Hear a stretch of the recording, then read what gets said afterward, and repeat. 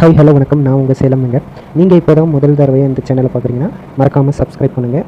அதே மாதிரியே இந்த பெல் பட்டனை கிளிக் பண்ணி ஆல் இன்றதை கிளிக் பண்ணிக்கோங்க.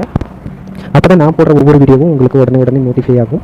அதே மாதிரி இந்த வீடியோ பிடிச்சிருந்துச்சுன்னா நீங்கள் மறக்காமல் லைக் பண்ணுங்கள். அப்போ தான் எனக்கு என்கரேஜ் பண்ணுற மாதிரி இருக்கும். நாம் இன்றைக்கி Indira Gandhi centre for atomic research, அதாவது இந்திரா காந்தி அணு ஆராய்ச்சி மையத்துக்கு லாஸ்ட்டு ஏப்ரல் மாதம் அப்ளிகேஷன் ஸ்டார்ட் ஆகி ஆகஸ்ட் 31 வரை அப்ளை பண்ணது.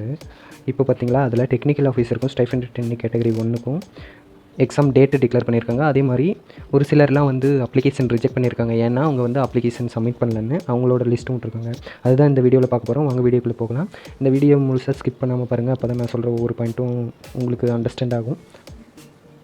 இப்போ இந்த இடத்துல பார்த்தீங்களா, reject candidature due to non submission of application applied for the post of SOE, அதுக்கப்புறம் டிஓஇ, எஸ்ஓடி, அந்த போஸ்டிங்ஸ்க்கெலாம் அப்ளை பண்ணவங்களுக்கு அப்ளிகேஷன் சப்மிட் பண்ணாததுனால அவங்களுக்கு ரிஜெக்ட் பண்ணியிருக்காங்க. அந்த லிஸ்ட்டு இந்த இடத்துல பிடிஎஃப்ன்றதை கிளிக் பண்ணால் வரும். நீங்கள் பார்த்துக்கோங்க. நான் இந்த லிங்க்கை உங்களுக்கு டிஸ்கிரிப்ஷனில் கொடுக்குறேன். அதே மாதிரி இந்த அட்வர்டைஸ்மெண்ட்டோட லிங்க்குமே நான் டிஸ்கிரிப்ஷனில் கொடுக்குறேன். இப்போது நம்மளுக்கு இது எக்ஸாம் ஷெட்யூல் எப்படி வந்திருக்குன்னு பார்க்க போகிறோம். பாருங்கள், இந்த இடத்துல இந்த பேஜ் ரீடைரக்ட் பண்ணும்போது டிசிப்ளின் வைஸ் எக்ஸாம் ஷெட்யூல்னு போட்டிருக்கோம். அதையுமே உங்களுக்கு நான் டிஸ்கிரிப்ஷனில் லிங்க் கொடுக்குறேன், பார்த்து டவுன்லோட் பண்ணிக்கோங்க. இப்போ பார்த்தீங்களா, இந்த இடத்துல பாருங்கள், 21/10 அன்றைக்கி ரெண்டு பேட்சாக நடக்க போகுது எக்ஸாமு. 21/10 அன்றைக்கி காலையில் யார் யாருக்கெல்லாம் நடக்குதுன்னா, TOC 2, அதாவது அந்த வேரியஸ் போஸ்ட்டுக்கு அவங்கவுங்க டிசிப்ளினுக்கு ஏற்ற மாதிரி கெமிக்கல், இன்ஸ்ட்ருமெண்டேஷன், மெக்கட்ரானிக்ஸ், மெட்டாலஜி, அந்த போஸ்டிங். இதே மாதிரி பார்த்திங்களா, ஒவ்வொரு டேட்டு, எந்த பேட்ச், டைமிங் எல்லாம் கொடுத்துருக்காங்க. அட்மிட் கார்டுமே எப்படி டவுன்லோட் பண்ணுறதுன்னு இதே வீடியோவில் போடுறேன்.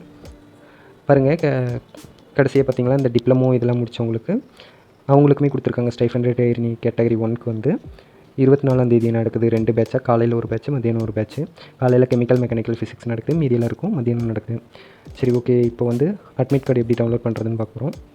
இந்த இடத்துல பார்த்தீங்களா, டவுன்லோடு எக்ஸாம் அட்மிட் கார்டு அந்த மாதிரி இருக்கா, அதை கிளிக் பண்ணுங்கள். நான் உங்களுக்கு அந்த லிங்க்குமே உங்களுக்கு டிஸ்கிரிப்ஷனில் கொடுக்குறேன். அந்த இதை கிளிக் பண்ணும்போது இந்த மாதிரி உங்களுக்கு பேஜ் ரீடைரக்ட் ஆகும். அதில் உங்களோட ரெஜிஸ்ட்ரேஷன் நம்பரும், நீங்கள் அப்ளை பண்ணும்போது நீங்கள் ரெஜிஸ்டர் பண்ணும்போது ஒரு பாஸ்வேர்டு கொடுத்துருப்பீங்க. அந்த பாஸ்வேர்டும் போட்டு லாகின் பண்ணுங்கள். இப்போது லாகின் பண்ண பின்னாடி உங்களுக்கு நீங்கள் ஆல்ரெடி ப்ரிஃபரன்ஸ் கொடுத்துருப்பீங்க, எங்கே உங்களுக்கு எக்ஸாம் சென்டர் வேணும்னு. அந்த ஏரியாவில் இந்த மாதிரி நிறைய காலேஜஸ் அவங்க சென்டர் அரேஞ்ச் பண்ணியிருந்தாங்களா, இதில் ஏதோ ஒரு எக்ஸாம் சென்டர் நீங்கள் சூஸ் பண்ண வேண்டியிருக்கும். அந்த எக்ஸாம் சென்டர் நேராக நீங்கள் புக் இஸ் ஸ்லாட் அதை சூஸ் பண்ணுங்கள். உங்கள் சிட்டியில் ஒரே ஒரு எக்ஸாம் சென்டர் மட்டும்தான் இருக்குன்னா உங்களுக்கு டேரெக்டாக போயிடும்னு நினைக்கிறேன். இப்போது நான் இங்கே GKM காலேஜை சூஸ் பண்ணுறேன். அப்போ என்ன பண்ணுன்னா, புக் இஸ் ஸ்லாட்னு இருக்குல்ல, இதை கிளிக் பண்ணணும். நீங்கள் இந்த மாதிரி உங்களுக்கு டைம் காமிக்கும், இந்த டைமு, இந்த காலேஜ், லேண்ட்மார்க்கு. அதுக்கப்புறம் கீழே டவுன்லோட் அட்மிட் கார்டுன்னு காமிக்கும், அதை கிளிக் பண்ணி டவுன்லோட் பண்ணுங்கள். இந்த மாதிரி உங்களுக்கு exam venue, date, reporting time இதெல்லாம் கொடுத்துருவாங்க. இதை பிரிண்ட் எடுத்துக்கோங்க. இதுதான் உங்கள் ஹால் டிக்கெட்டு.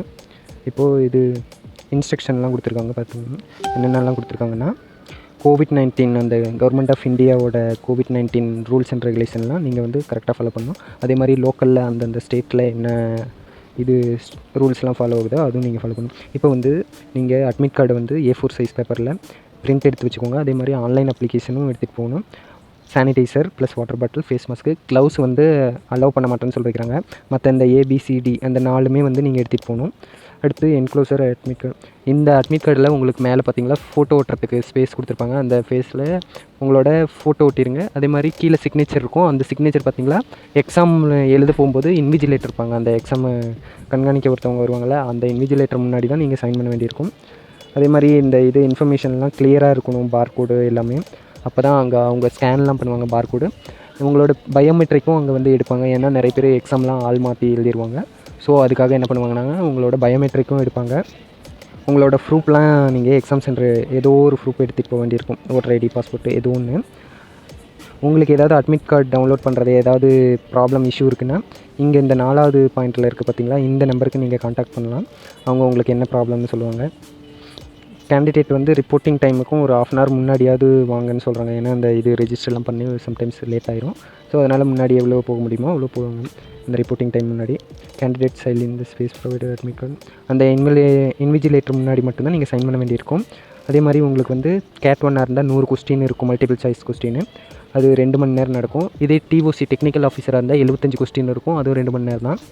உங்களுக்கு என்னென்னா, கம்ப்யூட்டர், மொபைல் எதுவுமே அலௌடு கிடையாது. கால்குலேட்டர் எல்லாமே கம்ப்யூட்டர்லேயே நீங்கள் சிஸ்டம் ஆன்லைன் எக்ஸாம் தான் எழுத போகிறீங்க. ஆன்லைன் எக்ஸாமில் பார்த்தீங்களா, உங்களுக்கு சிஸ்டம்லேயே ஒரு கால்குலேட்டர் இருக்கும். அந்த கால்குலேட்டர் யூஸ் பண்ணிக்கலாம். இப்போது இந்த 100 கொஸ்டினோ அந்த 75 கொஸ்டினுக்கும் ஒரு கொஸ்டினுக்கு 3 மார்க்கு இருக்குது. கரெக்ட் பண்ணிங்களா, தப்பாக நீங்கள் அட்டன் பண்ணிங்களா 1 மார்க் மைனஸ் ஆகும். இந்த எஸ்சி எஸ்டிக்கெலாம் பார்த்தீங்களா உங்களுக்கு செகண்ட் கிளாஸ் ட்ராவல் பண்ணும்போது அவங்களுக்கு இது டிஏ கொடுப்பாங்க. அதாவது ட்ராவலிங் அலவன்ஸ் நீங்கள் வந்து ஸ்பெண்ட் பண்ண மணி ஒரு கிலோமீட்டருக்கு இவ்வளோன்ற பேசிஸில் அவங்க உங்களுக்கு உங்கள் அக்கௌண்ட்டுக்கு கிரெடிட் பண்ணுவாங்க. அந்த டீட்டெயிலாம் நாங்கள் நெக்ஸ்ட்டு சொல்கிறேன். ஏதாவது வயலேட் பண்ணி எக்ஸாம் எழுதுனாங்களா அவங்கள டிஸ்குவாலிஃபை பண்ணணும்னு சொல்லுவாங்க. இதே மாதிரி எக்ஸாமை போஸ்ட்போன் பண்ண சொல்லியோ சிட்டி சேஞ்ச் பண்ண சொல்லியோ எதுவும் உங்களை கேட்கக்கூடாது அந்த மாதிரி சொல்லியிருக்காங்க. கேன்வாசிங் பண்ணக்கூடாதுன்னு சொல்லியிருக்காங்க. ரிசல்ட் வந்து ஐஜிகார் வெப்சைட்லேயே தான் வரும். ஐஜிகார் வெப்சைட்டை ரெகுலராக பார்க்க சொல்லியிருக்காங்க. இப்போ டிஎஃப் ஃபார்ம் எப்படி ஃபில் பண்ணுறதுன்னு பார்க்கலாம். இந்த ஃபார்மோட லிங்க்குமே உங்களுக்கு கீழே நான் டிஸ்கிரிப்ஷனில் கொடுக்குறேன், டவுன்லோட் பண்ணிக்கோங்க. பார்த்துக்கோங்க, இந்த கார்னரில் உங்களோட ரோல் நம்பர் உங்கள் அட்மிட் கார்டில் இருக்கும், அது போட்டுக்கோங்க. Name of the candidate in block letter, உங்களோட நேம் வந்து கேபிட்டல் லெட்டரில் எல்லாம் எழுதுங்க.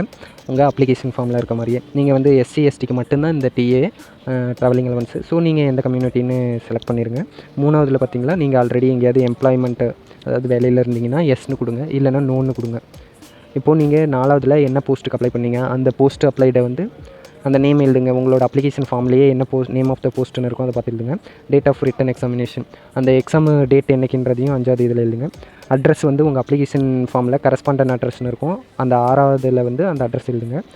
7வது பார்த்தீங்களா உங்களோட ஜேர்னி எங்கேருந்து ஸ்டார்ட் ஆகுது. இப்போ எக்ஸாம்பிள் திருச்சியிலேருந்து ஆரம்பிக்கிறீங்கன்னா திருச்சியிலேருந்து போடுங்க. 8வதுல ஃபஸ்ட்டு பார்த்தீங்களா ஜேர்னி கமென்ஸ்டன், உங்களுக்கு 25ஆந்தேதி எக்ஸாமு, நான் 27ஆந்தேதி போகிறேன்னா அப்போ அந்த டேட் போடணும் 24ன்றது.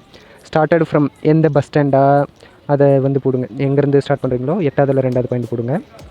3வது பார்த்தீங்களா எந்த கிளாஸில் ட்ராவல் பண்ணுறீங்க. எல்லாருமே செகண்ட் கிளாஸ் டிக்கெட்டு தான் அவன் அலோவ் பண்ணுவான். செகண்ட் கிளாஸ்னால் ஒன்றும் கிடையாது, ட்ரெயினில் சிட்டிங் ஸ்லீப்பர், அதே மாதிரி பஸ்லேயும் சிட்டிங்கு, ஏசிலாம் இதில் அப்ளிகேபிள் ஆகுது. அதே மாதிரி டிஸ்டன்ஸ் வந்து உங்களுக்கு அப்ராக்சிமேட்டாக கூகுள் மேப்பில் எக்ஸாம் சென்டருக்கும் உங்கள் அந்த லொக்கேஷனுக்கும் எவ்வளோ டிஸ்டன்ஸ் வருதுன்னு பார்த்து எத்தனை கிலோமீட்டர்னு போட்டுருங்க. நீங்கள் ரிட்டன் டிக்கெட் புக் பண்ணியிருக்கீங்களான்னு கேட்டிருக்காங்க 9th. ரிட்டன் டிக்கெட் புக் பண்ணியிருந்தீங்கன்னா எஸ்ன்னு கொடுங்க, இல்லைனா நோ கொடுங்க. அதே மாதிரி டோட்டல் அமௌண்ட்டு எவ்வளோ வருது அந்த மாதிரி போடுங்க. இப்போது பஸ்ஸில் போனவங்களுக்குலாம் ரிட்டனும் பஸ்ஸில் தான் போவீங்க, அப்போ வந்து நீங்கள் டபுளாக டேலி பண்ணி கொடுங்க. 120 ரூபா போகிறதுக்கு செலவாகுதுன்னா அப்போ 240 வந்து போடுங்க டோட்டல் அமௌண்ட்டு. இப்போ அந்த உங்களோட பஸ் டிக்கெட்டு போகும்போது ஜெராக்ஸு அந்த பஸ் டிக்கெட்லாம் சேஃபாக வச்சுக்கோங்க, அது வந்து அவங்களுக்கு காமிக்க வேண்டியிருக்கும். அதே மாதிரி ஜெராக்ஸு பண்ணி அது கூட அட்டாச் பண்ண வேண்டியிருக்கும்.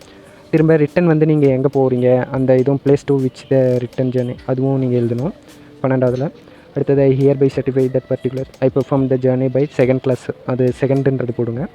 அக்கௌண்ட் ஹோல்டர் நேம், உங்கள் அக்கௌண்ட்டு உங்கள் நேமு என்ன பேங்க்கு, அதே மாதிரி அந்த பிரான்ச் என்ன அந்த டீட்டெயிலாம் கொடுங்க. பேங்க் அக்கௌண்ட் நம்பரும் கொடுங்க. அது சேவிங்ஸ் அக்கௌண்ட்டாக கரண்ட் அக்கௌண்ட்டான்னு சொல்லுங்கள். ஐஎஃப்எஸ்சி கோடு போடுங்க.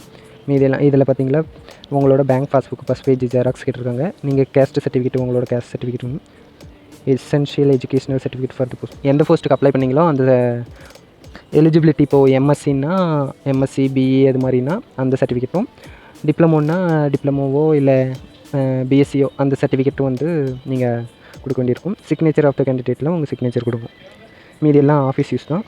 ஓகே ஃப்ரெண்ட்ஸ், நெக்ஸ்ட் அப்டேட் வரும்போது நான் சொல்கிறேன். அதே மாதிரி ஸ்டைஃபண்ட் ட்ரைனிங் கேட்டகரி 2க்கு பார்த்தீங்களா தீபாவளிக்கு அப்புறம் எக்ஸாம் வரும்னு எக்ஸ்பெக்ட் பண்ணுறாங்க. ஸோ பார்ப்போம் எப்போ வருதுன்னு. நெக்ஸ்ட் அப்டேட்டுக்கு உங்களுக்கு வேணும்னா நீங்கள் இந்த சேனலை மறக்காமல் சப்ஸ்கிரைப் பண்ணுங்கள். அதே மாதிரி பெல் பட்டனை கிளிக் பண்ணி ஆளுன்றது. இந்த வீடியோ பிடிச்சிருந்துச்சுன்னா லைக் பண்ணுங்கள் ஃப்ரெண்ட்ஸ். ஓகே, தேங்க்ஸ் ஃபார் வாட்சிங் மை வீடியோ.